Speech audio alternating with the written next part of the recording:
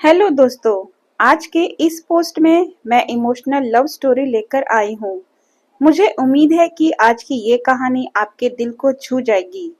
तो आइए बिना समय व्यर्थ किए आज की इस कहानी को शुरू करते हैं। हेलो, तुम थोड़ा मेरी सीट पता लगा दोगे? मुझे नोटिस बोर्ड नहीं दिख रहा है। कमर पे हाथ रखे वो लड़की मुझसे ऐसे बात कर रही थी जैसे उसका कोई हक हो मेरे पर, जबकि जान पहचान के नाम पर हम दोनों में बस इतना ही था कि चंद घंटे पहले दोनों एक ही बस से इस इंजीनियरिंग एंट्रेंस का एग्जाम देने पहुंचे थे। उसकी ऐसी हरकत देख मुझे जोरों से हंसी आई, पर वो बुरा ना समझे इसलिए मैंने खुद को सामान्य रखते हुए उसका रोल नंबर पूछा। वो रोल नंबर बताते हुए गुस्से के अंदाज में बोली, प्लीज हेल्प कर दो, मैं यहाँ तुम्हारे सिवा किसी को भी नहीं जानती। मैंने मन ही मन सोचा कि जानती तो वैसे मुझे भी नहीं हो, बस अपना काम निकलवाना है। उसका रोल नंबर देखने मुझे नोटिस बोर्ड नहीं जाना पड़ा, क्योंकि वो मेरे बाद ही था, तो जाहिर है सीट भी मेरे बाद वाली ही थी। एग्जाम से निकलने के बाद 2 घंटे की बातचीत में मुझे पता चला कि जितनी क्यूट वो दिखती है उससे ज्यादा क्यूट उसकी जनरल नॉलेज है। एग्जाम देके वापस लौटा तो दिलो दिमाग में वही थी। हल्के से मेकअप और कंधे तक बाल वाली वो लड़की हमेशा मेरी आंखों के आगे रहती थी। जिस गाने को सुनता वह गाना उस पर फिट होने लगता। उसकी बेवकूफ भरी बातों की यादें मेरी सारी बोरियत दूर कर देती। शायद उसके संगत का असर मेरे पे भी हो गया था। इसलिए 4 घंटे साथ गुजारने के बाद भी न तो मैं उसका नंबर मांग पाया था और न ही उसका नाम पूछ पाया। अब ये हाल था कि रोज उसका चेहरा देखकर अनुमान लगाता कि उसका नाम क्या हो सकता है और एफबी पे सर्च करता, मगर रिजल्ट के रूप में एफबी सर्च बॉक्स से मिलता तो सिर्फ अफसोस। बस एक ही उम्मीद बची थी मिलने की, जब हम दोनों एक ही बस से काउंसलिंग के लिए जाना था। एक दिन वो मौका भी आ गया। कंधे पे बैग लटकाए और कान में ब्लूटूथ लगाए जब मैं बस में चढ़ा तो वो आगे से दूसरे नंबर की सीट पर बैठी हुई थी। मैंने रुककर उस पे एक भरपूर नजर डाली। खुले बालों और नाक में सोने की बाली पहने हुए आज दिल में उतर जाने की हद तक खूबसूरत लग रही थी। उससे नजरें मिली तो मुस्कुरा के मैं पीछे की सीट की तरफ बढ़ने लगा। तभी उसने आवाज दी, अरे तुम्हारे लिए ये सीट रखा है, और अपने बगल में खाली पड़ी सीट की तरफ इशारा किया। ऐसा लगा कि मैंने आज तक जितने भी पुण्य वाला चेक भगवान के यहाँ डाले थे सबका सब भगवान जी ने क्लियर कर दिया हो। धन की कथाओं में मैंने सुना था कि अगर कोई गलती से भी किसी व्रत को भूखा रह जाए तो उसका फल उसे जरूर मिलता है। पिछला मंगलवार भूखा ही निकल गया था, शायद उसका फल था ये। मैंने अपने चेहरे पे हल्के से नापसंदगी के भाव लाए और जाके उसके पास बैठ गया, ताकि उसे लगे कि मैं उसके पास बैठकर उस पे एहसान कर रहा हूँ। बस जब चलने लगी तो कुछ देर इधर उधर बात करने के बाद उसने अचानक ही पूछ लिया, क्या इतने दिनों से तुम मुझे याद कर रहे थे? चोरी पकड़े जाने से जब मैं गड़बड़ा गया और कुछ उटपटांग बोला ही कि वो हंसते हुए बोली कि इन दिनों मुझे हिचकियां बेहद आ रही थी, तो मुझे लगा कि तुम मुझे याद कर रहे होगे, क्योंकि दूसरा तो कोई नहीं है याद करने वाला। मैंने गहरी सांस ली और बोला कि अच्छा, फ्लर्ट कर लेती हो। वो खिलखिलाकर हंसने लगी। बस 8 बजे की चली थी, अभी रात के 12 बज चुके थे, तो सबको भूख भी लग गई थी। इसलिए ड्राइवर ने किसी होटल के पास गाड़ी रोक दिया। मैं चाहता था कि वो मेरे साथ डिनर करे, पर उसने अपनी मजबूरी बताया कि उसकी फ्रेंड भी है, उसके साथ ही खाना है। आधे घंटे बाद जब खाना खा के स्प्राइट का केन लिए काउंटर पे बिल जमा कर रहा था, तो वो मुझे कॉर्नर वाले टेबल पर अपने फ्रेंड के साथ दिखाई दी। मैंने अपना केन उसके तरफ झुका के पूछा कि वो भी पिएगी। जवाब में उसने मना कर दिया। फिर भी मैंने 2 केन लिया और वेटर से उसके टेबल पे पहुंचाने को बोल के होटल से बाहर निकल गया। बाहर निकला तो बड़ी जोर से सिगरेट पीने का मन किया। बैग चेक किया तो 2 गोल्ड फ्लेक और एक क्लोव था। मैंने क्लोव जलाई और होटल से थोड़ा दूर जाके कश लेने लगा। अभी 2-4 कश ही लिए होंगे कि उसका फोन का फ्लैश लाइट मेरे चेहरे पर पड़ा। वैसे तो मैंने उसके ड्रेस के हल्के से झलक से ही उसे पहचान लिया था। फिर भी मैंने पूछा, कौन हो? जवाब में वो कुछ बोलने के बजाय फ्लैश जलाए रही। फिर कुछ देर बाद खुद ही बोली, अच्छे बच्चे सिगरेट नहीं पीते और फिर तुम तो अब मेरे अच्छे बच्चे हो। मैंने कश लेना जारी रखते हुए कहा, मैं कब से तुम्हारा बच्चा हो गया बाबू। अगले पल ही वो दांत पीसते हुए सर पे सवार हो गई। फेंकोगे भी या अभी और फुटेज खाओगे? मैंने सिगरेट होठों से अलग किया और उसे घूरने लगा। वो सीरियस हो गई थी। शुभ, मजाक नहीं कर रही हूँ, सच में प्यार करती हूँ तुमसे। मुझे लगा कि माहौल बोझिल हो जाएगा, इसलिए पहल किया कि मैं तो सोच रहा था कि इस सिचुएशन में तुम मेरे होठों पे अपने होठ रखोगी और पूछोगी, क्या जलता हुआ सिगरेट मेरे नर्म होठों से ज्यादा जरूरी है? उसने हंस के मेरे हाथ से सिगरेट छीन के फेंका और बोली कि ओ मेरे सस्ते फेसबुक या फिलोसफर, चलो अब इलायची खाओ, नहीं तो रात भर स्मेल आएगी और मैं सो नहीं पाऊंगी। जब भी साथ होती तो जमाने भर की बातें ढूंढ लाती और सुनाती। मैं उसके चेहरे के तरफ ताकता और खामोशी से सुनता रहता। अक्सर जब वो फ्यूचर और कैरियर की बातें करती तो मेरा हाथ अपने हाथों में लेकर खो जाती। उस वक्त उसका चेहरा ऐसा लगता जैसे बुद्ध ने अपनी सारी शांति और मासूमियत उसके चेहरे पर छोड़ रखी हो।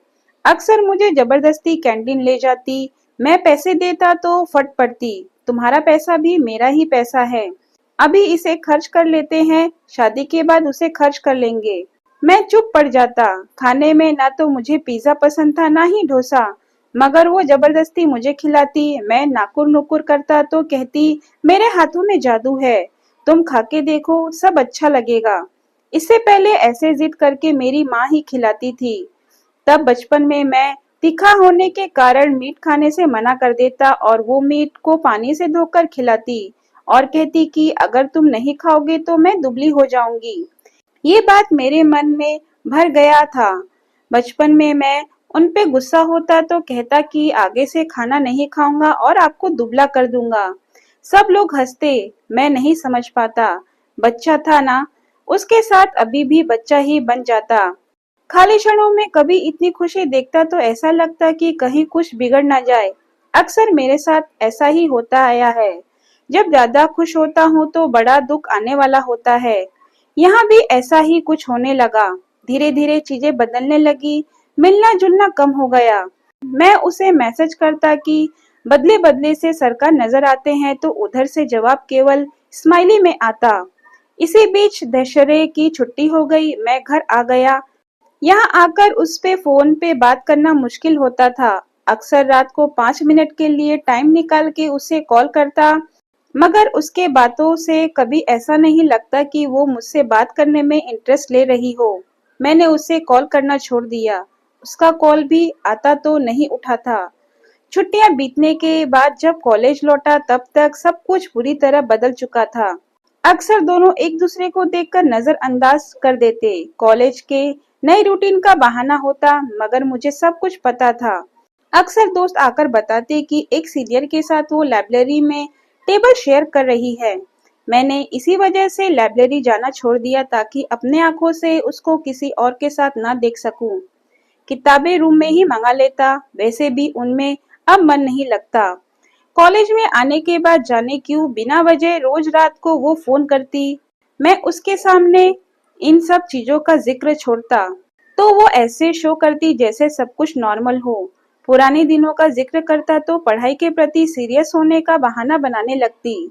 मुझे भी पढ़ने पे ध्यान देने की एडवाइस देने लगती। मैं खुद में ही घुटने लगा। तंग आकर मैंने एक दिन उसे कहा कि मेरे पास फोन ना किया करो प्लीज, अब सारे रिश्ते खत्म हो गए हैं। मुझे लगा कि इतना कहने पे भी वो कुछ तो सफाई देगी, मगर वो सफाई देने के बजाय चहकती हुई बोली, शुभ, अगर तुम्हें सब कुछ खत्म लगता है तो फिर मैं कौन होती हूँ तुम्हारी बात काटने वाली। जैसा तुम्हारी मर्जी, बस एक काम कर दो, मेरी फोटोज डिलीट कर दो, मैं तुम्हारी कर दूंगी। मैंने उसके फोटोज डिलीट कर दिए और वॉलपेपर पे वापस माँ की तस्वीर लगा दी। मुझे लगा अब यहाँ से खुद को समेट लूंगा, लेकिन अगले दिन फिर से उसका फोन आ गया। मेरे रिसीव करते ही वो चहक पड़ी, कैसे हो? लाइफ में जी रहे हो या नहीं। मैं चुप्पी साधे हुए था, वो मुझे तरह तरह के सवालों से उकसा रही थी। कोई गर्लफ्रेंड ढूंढी क्या? सिंगल होके कैसी फीलिंग आ रही है? ऐसे सवाल पूछ पूछ कर तीर चुभ हो रही थी, जिसके अंदर ऐसा लग रहा था जैसे कांच की किरचियां बिखर गई हो और सीने में चुभ रही हो। मैं चुप होकर बस उसकी बात सुनता रहता था। आंखों से आंसू गिर रहे थे, गला भर गया था। फोन कटा तो महीनों बाद फिर से सिगरेट की तलब लगी और 2 डिब्बे सिगरेट के फूंक डाले। इस बार फेफड़े के साथ साथ रूह भी धुएं से भर जाए, ऐसी कोशिश की। धीरे धीरे ब्रेकअप की खबरें सबको लग गई। मैं चुप सा हो गया था। कॉलेज से आता और खुद को कमरे में पैक कर लेता था। किसी से काम भर से ज्यादा बातें नहीं करता। व्हाट्सएप, एफबी अनइंस्टॉल कर दिया। रोज शाम को माँ के साथ बात करके उन्हें फ्यूचर प्लान की बकवास बताता। वो रोज रोज एक ही बात सुन के भी नहीं उबती। उन्हें लगता कि मैं कोई बड़ी गलती कर बैठा हूँ, इसलिए प्रॉब्लम से लड़ने की बात कहती। पापा को फोन करके रोज गुड नाइट बोलने लगा। उन्हें लगता कि मैं किसी पेपर में फेल हो गया हूँ। वो कहते कि बेटा, कोई परेशानी हो तो मत घबराना, दुख के दिन हंसते खेलते हुए कट जाएंगे। मैं किसी से कुछ नहीं कह पाता। इधर रूममेट अक्सर बताता कि वैसे तो किसी भी सेक्शन में जा रही है तो सब लड़के उसको मेरा नाम लेके ट्रोल करते हैं। जहाँ जाती है सब उसे जोर जोर से मेरा नाम लेकर बुलाते हैं। वो उल्टे पैर वापस लौट जाती है। मेरे सामने जब कभी ये होता तो मैं लड़कों को मना कर दिया करता। सिगरेट के धुएं से उसे भुलाने की कोशिश करता। धीरे धीरे साल बीता तो सब कुछ नॉर्मल होने लगा। ब्रेकअप का दर्द मिट चला। हालांकि वो कहीं दिख जाती तो मैं नजरें फेर लेता। अपने अच्छे एकेडमिक और बिहेवियर के कारण मैं कॉलेज के डिसिप्लिन कमेटी में रिप्रेजेंटेटिव ऑफ स्टूडेंट चुन लिया गया था। एक दिन रात को सिगरेट जला के जैसे ही मैंने बुक खोला कि गार्ड ने आके बताया कि अर्जेंट है, डीन सर बुला रहे हैं। भागते हुए जब मैं डीन ऑफिस पहुंचा तो देखा कि वो उसी सीनियर लड़के के साथ बाहर खड़ी थी। अंदर पता चला वो 3 महीने से प्रेग्नेंट है। आज जब उसने लड़के से किसी बात पे झगड़ा कर लिया तो उसने उसे जोर से मार दिया। वो बेहोश हो गई थी। सर चाहते थे कि दोनों को कॉलेज से निकाल दिया जाए। मेरे से बस वो स्टूडेंट के रिएक्शन के बारे में जानना चाहते थे। मैंने पूरे 1 साल बाद उसके तरफ आंख उठा के देखा। आंखों के बगल में काला धब्बा साफ नजर आ रहा था। मेरा कलेजा मुंह को आ गया। कभी यही आंखें थी जो मेरे आंखों से चाहकर भी ओझल नहीं होती थी। मैंने डीन सर को बताया कि लड़का तो पहले से ही आवारा है, कोई कुछ नहीं बोलेगा, लड़की का एबॉर्शन करवा के निकालते हैं। सर मुझ भी नहीं थे। उनका कहना था, इनके लाइफ की गारंटी कौन लेगा और पैसे कौन देगा? माँ बाप जानेंगे तो ऐसे नहीं छोड़ेंगे। मैंने उनसे प्रॉमिस किया कि सर सब कुछ मैं कर लूंगा। वो फिर भी नहीं मान रहे थे। मैंने अपने सारे ओरिजिनल डॉक्यूमेंट्स उनके टेबल पे पटक आया कि अगर लड़की की जान को कुछ हुआ तो सारी रेस्पॉन्सिबिलिटी मेरी होगी। सर मान गए। रूम आके अपना एटीएम और वॉलेट खंगाला तो 2,000 रुपए थे। कुछ सूझ नहीं रहा था। माँ ने बर्थडे पे एक गोल्ड रिंग दिया था, उसे गिरवी रखकर कुछ पैसे जुटाए। कुछ दोस्तों से उधार लेके उसका एबॉर्शन करवा के उसके होटल छोड़ दिया। सर से रिक्वेस्ट करके उसे न निकालने का लेटर भी लेके दे दिया। 5-6 दिन की दौड़ धूप के बाद जब बैठा तो उसका व्हाट्सएप मैसेज आया। ओपन किया तो उसमें मेरी एफबी डीपी के साथ अपनी कॉटेज बना के नीचे कैप्शन डाल रखा हुआ था, आई एम सॉरी शुभ, मैं बहक गई थी। तुम्हारा प्यार ज्यादा था, मैं संभाल नहीं पाई। अब तुम्हारी राधा बन के जीवन गुजार लूंगी।